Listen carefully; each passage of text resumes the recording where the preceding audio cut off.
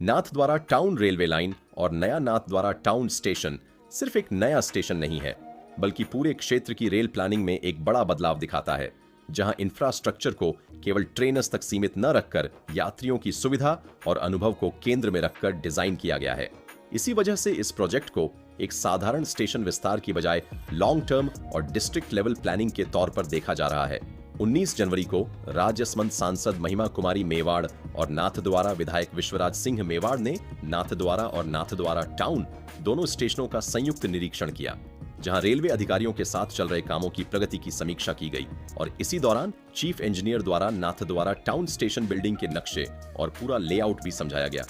यह नया स्टेशन नाथुवास क्षेत्र में श्रीनाथ जी गौशाला से लगभग 200 मीटर आगे नाथद्वारा मावली रोड पर नाथुवास पावर ग्रिड हाउस के सामने बनाया जा रहा है, जहां सड़क से सीधी पहुंच और भविष्य के विस्तार के लिए पर्याप्त जमीन उपलब्ध है। हाल की सैटेलाइट इमेजेस में नाथद्वारा टाउन रेलवे लाइन पर काम की स्पष्ट प्रगति देखी जा सकती है, जहां पूरे रूट पर अर्थवर्क लगातार चल रहा है, जो इस प्रोजेक्ट के ग्राउंड लेवल एग्जीक्यूशन को दर्शाता है। साइट की प्राकृतिक लेवल डिफरेंस का सही उपयोग करते हुए स्टेशन बिल्डिंग को इस तरह प्लान किया गया है कि सर्कुलेशन एरिया की तरफ से यह बिल्डिंग 2 मंजिला दिखाई देगी, जबकि प्लेटफॉर्म साइड की ओर से वही बिल्डिंग 3 मंजिला होगी, क्योंकि रोड साइड की जमीन थोड़ी ऊंची है और प्लेटफॉर्म साइड की जमीन नीचे है। यात्रियों की मुख्य एंट्री सर्कुलेशन लेवल के ग्राउंड फ्लोर से होगी और वहीं से नीचे उतरकर लोअर ग्राउंड लेवल पर प्लेटफॉर्म सीधे खुलेगा, जिससे भीड़ का मूवमेंट अधिक आसान और नियंत्रित रहेगा।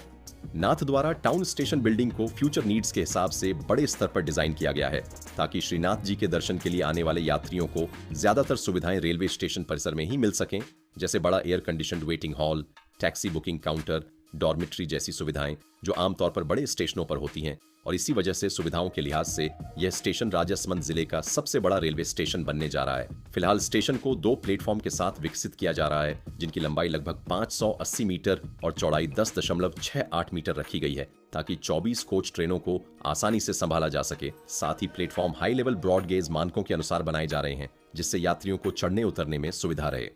स्टेशन लेआउट में एक अलग मेन लाइन का प्रावधान भी रखा गया है, ताकि ट्रेनों का संचालन बिना रुकावट के हो सके, और 2 लूप लाइनों के साथ कुल 3 रेलवे लाइनें इस समय निर्माणाधीन हैं। स्टेशन का सर्कुलेशन एरिया लगभग 90 बाय 300 मीटर यानी करीब 27,000 वर्ग मीटर में फैला हुआ है, जहां station building, parking, drop of zone, taxi और ऑन्टो स्टैंड जैसी सुविधाएं विकसित की जाएंगी। साथ ही आगे चलकर स्टेशन के विस्तार के लिए पर्याप्त खुली जगह छोड़ी गई है। मेन लाइन के दोनों ओर कम से कम 60-60 मीटर की चौड़ाई रखी गई है, जिससे प्लेटफॉर्म नंबर 1 से पहले भविष्य में मशीन साइडिंग, लोको शेड और पिट लाइन जैसी रेलवे सुविधाएं बनाई जा सकें, जबकि प्लेटफॉर्म नंबर 2 की दूसरी तरफ उपलब्ध चौड़ाई में से लगभग 43 मीटर का हिस्सा भविष्य में प्लेटफॉर्म नंबर 4, 5, 6 और 7 के लिए सुरक्षित रखा गया है। वर्तमान में Nathdwara town station Nathdwara Mandiyana station से लगभग 9.6 किलोमीटर की नई रेलवे लाइन के जरिए जुड़ेगा, जिसके कारण नाथद्वारा मांडियाना स्टेशन एक जंक्शन स्टेशन के रूप में उभरेगा।